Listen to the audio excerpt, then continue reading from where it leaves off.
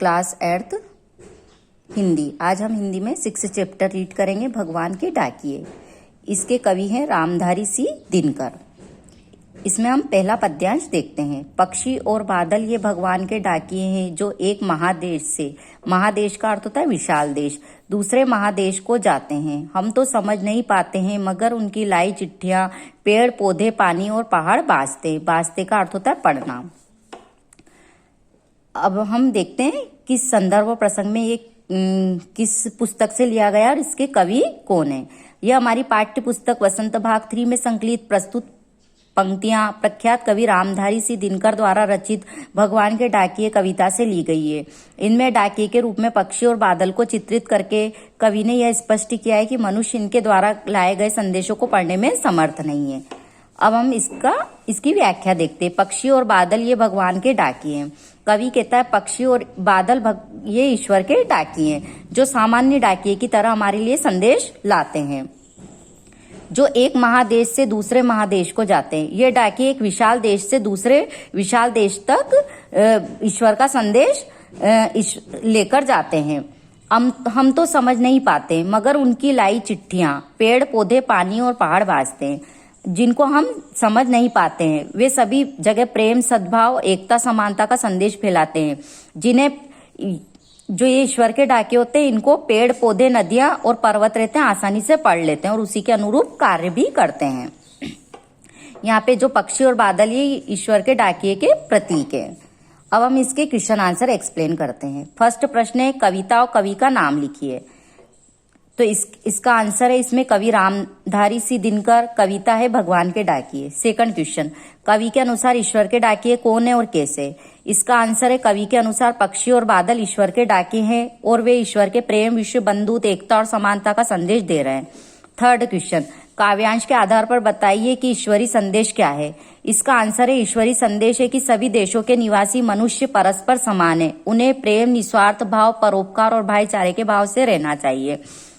अब fourth question देखते हैं, ईश्वरी संदेश को कौन कौन समझ पाते और कैसे। इसका आंसर है ईश्वर के संदेश को सभी देशों के पेड़ पौधे, पानी और पहाड़ समझ पाते हैं क्योंकि वे पक्षियों के लाए पराग और बादलों की वर्षा से प्रभावित और परिवर्तित होते रहते हैं। अब हम सेकंड पद्यांश रीड करते हैं। हम तो केवल यह आंकते हैं, आंकने का अर्थ होता है हिसाब लगाना या किसी का मूल्यांकन करना, कि एक देश की धरती दूसरे देश को सुगंध भेजती है। सुगंध का अर्थ होता है अच्छी गंध, और वह सौरभ हवा में तैरते हुए, सौरभ का अर्थ होता है खुशबू, पक्षियों की पाखों पर तिरता है। पाखों का अर्थ होता है पंख, और एक देश के भाप दूसरे देश में पानी बनकर गिरता है। तो इस पद्यांश में कवि ने संकेत किया है कि बादल और पक्षी सीमाओं पर ध्यान न देकर विश्व के सभी मानवों को समानता, सहयोग और भाईचारे का संदेश देते आ रहे हैं, किंतु मनुष्य उनके कार्य को साधारण प्राकृतिक घटनाएं समझता रहा है।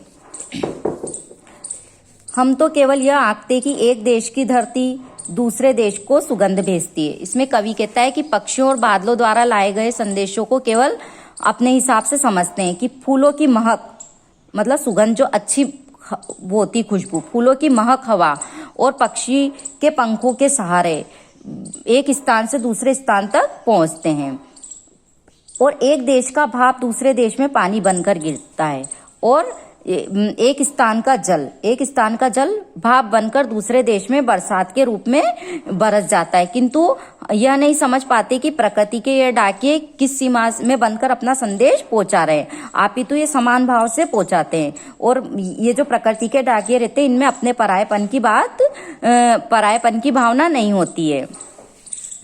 अब हम इसके क्वेश्चन आंसर एक्सप्लेन करते हैं। फर्स्ट क्वेश्चन, कवि ने बादलों और पक्षियों को क्या माना है। इसका आंसर है कवि ने बादलों और पक्षियों को भगवान के डाकिए माने।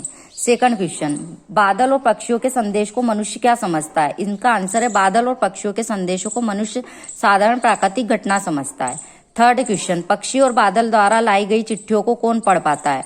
इसका आंसर है बादलों और पक्षियों द्वारा लाई गई चिट्ठियों को पेड़ पौधे, पानी और पहाड़ ही पढ़ पाते या समझ पाते हैं। फोर्थ क्वेश्चन, उपयुक्त गद्यांश में निहित संदेश स्पष्ट कीजिए।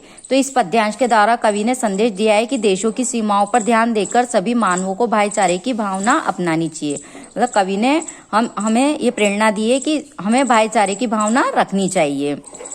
ये हमने पूरा चैप्टर रीड कर लिया है, आप भी इसको अच्छे से रीड करेंगे। Thank you.